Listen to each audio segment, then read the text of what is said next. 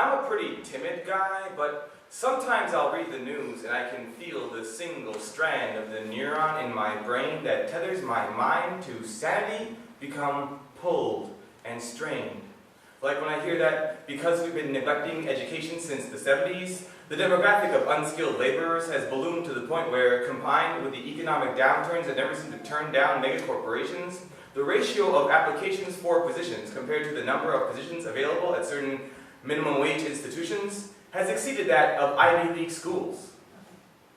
Let me help break that down for you. Our socioeconomic system has become so completely removed from any narrative resembling reason that it is now statistically harder to get a job at Walmart than into Harvard.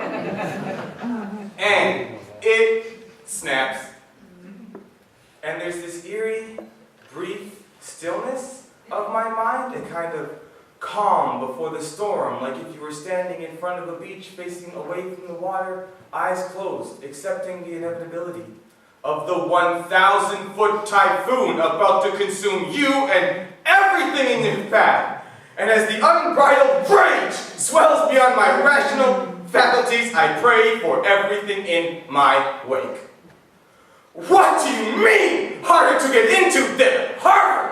What? School counselors are going to start telling kids to apply to Princeton and Stanford as safety options in case the career stocking $2.99 24-packs of knee-high wool socks doesn't work out? Is my son going to have to get in a lineup around the block for the opportunity to be exploited by agents of the system themselves responsible for corrupting in the first place? And don't forget the politicians cozying up to every special interest but never taking any special interest of their own in the education support Timmy and Tammy who are graduating grade 12 with 5th grade reading levels and 3rd grade math skills. No, they're too busy focus testing what kinds of commercials make you feel like their policies are doing a good job. Then they spend another $2 million advertising those commercials and the wonderful success of their policies. But here's the thing, it's only after all this, the money, the advertising, the good feelings you're meant to feel are felt, only then do they begin the process of creating the very policies you've already heard so much about.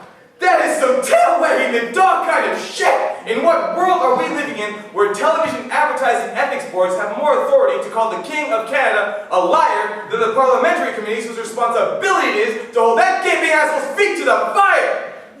And when the embers of my detestation and disgust burn white-hot for justice, I want to blame those suit-sporting, tie-wearing, slick-haired, silver-tongued, double-talking sociopaths vying over each other's greased and bloated egos for the opportunity to be written in the history books and live forever, because that is the plan of your run-of-the-mill narcissists with dreams of grandeur, which are exactly the kinds of people we keep electing, because the problem is that politics is a cutthroat game, and psychopaths naturally rise to the top when we, the jeering Roman mob, watch and bear cruel witness as they battle each other's careers to the death like gladiators. Yeah. And we expect them to act civilized?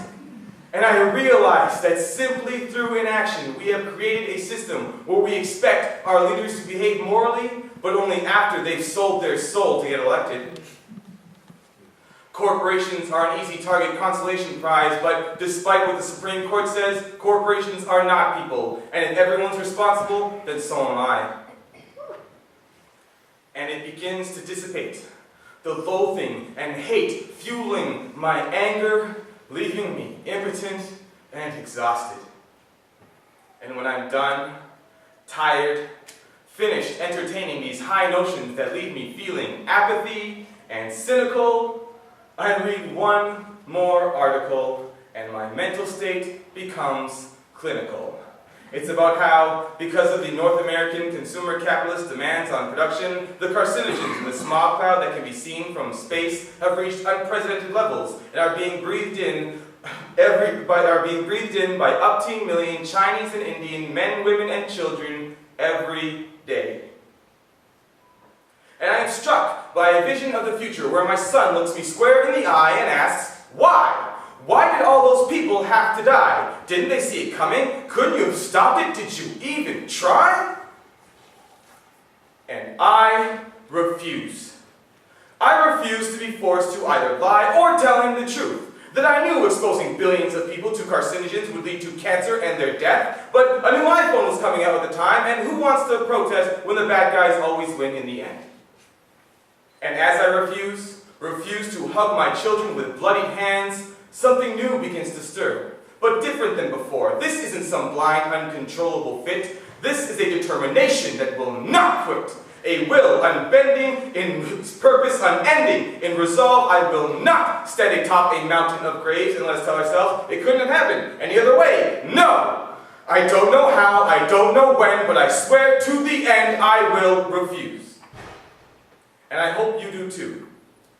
Tear free these emperor's clothes we hide our shame behind and do something, anything, just try. Because if you don't, you might as well start digging now. One hole for the victims of your willful ignorance, and one for any chance your children will have ever had.